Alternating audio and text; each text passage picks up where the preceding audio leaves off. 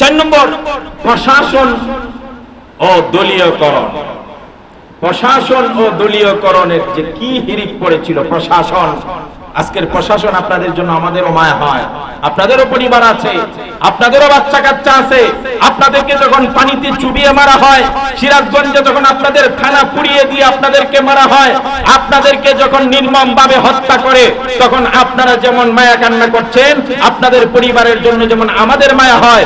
দীর্ঘ 17টা বছর আপনারা অন্যের গোলামি করে, অন্যের অর্ডার পালন করতে গিয়ে, চাকরি বাঁচাইতে গিয়ে এমন হাজার নয় লক্ষ জনতার পরিবারকে কান দিয়েছেন। কথা বলে ঠিক কিনা? প্রশাসন এই নোংরা খেলা এতদিন খেলছে, কিন্তু আমরা এখনো বলছি প্রশাসনের সাধারণ সৈনিক না নির্দোষ।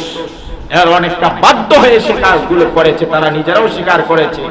তারার উস্তাদ যারা ছিল, তারা দায়িত্বশীল যারা ছিল, কমান্ডের উপরে যারা ছিল, এদেরকে চিহ্নিত করে তাদের বিরুদ্ধে যথাযথ আইনি ব্যবস্থাপনায় সাজা নিশ্চিত করতে হবে। কথা বলেন ঠিক কিনা? সুতরাং প্রশাসন, পুলিশ বলেন আর যে কোনো বাহিনী বলেন, এগুলা হলো জনগণের বন্ধু। কিন্তু জনগণের বন্ধু কথাটা বিপ্লবরা আর ডিবি হারুনের মতো আর বেনজিরের মতো লোকেরা এমন ভাবে প্রশাসনকে জনগণের মুখোমুখি দাঁড় করিয়ে দিয়েছে, মনে হয়েছে বাংলাদেশের জনগণ এর একমাত্র দুশ্মন হলো প্রশাসন। কথা বলে ঠিক কিনা?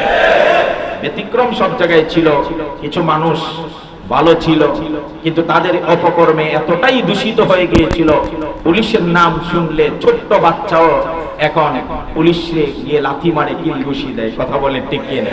ছোট বাচ্চাও কুকুরের মতো, কুকুর ডাকার মতো বিস্কিট হাতে নিয়ে বলে, আয় কুকুর নে নে। এটা কিসের লক্ষণ? কেন আপনাদের এই অধপতন হলো? সেনাবাহিনী যখন বুঝতে পারলো, প্রথম ধাক্কায় যখন ছাত্রদের সাথে তাদের গোলাগুলি হলো, তখন সেনাবাহিনীর জওয়ানরা বুঝতে পেরেছে আমাদের ইমেজ নষ্ট হয়ে যাচ্ছে, আমরা জনতার পরিণত হচ্ছি, আমাদের প্রতি যে আস্থার বিশ্বাস ছিল সেটা নষ্ট হয়ে যাচ্ছে। তখন সেনাবাহিনী নিজেরাই উদ্যোগ নিয়ে তাদের হাইকমান্ডকে জানিয়েছে, আমরা জনতার মুখোমুখি দাঁড়াতে পারবো। আপনারা কেন সেটা পারলেন? সেই তো পারছেন, শেষ বেলায় গিয়ে বলছেন আমরা আর পারছি না।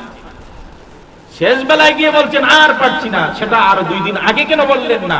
একদিন আগেও যদি পুলিশ ভাইয়েরা বলতো যে আমরা জনগণ আর ছাত্রের বুকে গুলি চালাতে পারবো না, আমরা আর পারছি না, তাহলে সেনাবাহিনীকে যেমন আজকে কুলে নিয়ে মানুষ যেমন উল্লাস করছে, পুলিশ প্রশাসনের পিছনে সব কুকীর্তি ভুলে গিয়ে পুলিশ ভাইদেরকে মাথায় নিয়ে নাচতো। কথা বলে ঠিক কিনা? সেই সুযোগ আপনারাও হাতছাড়া করেছে।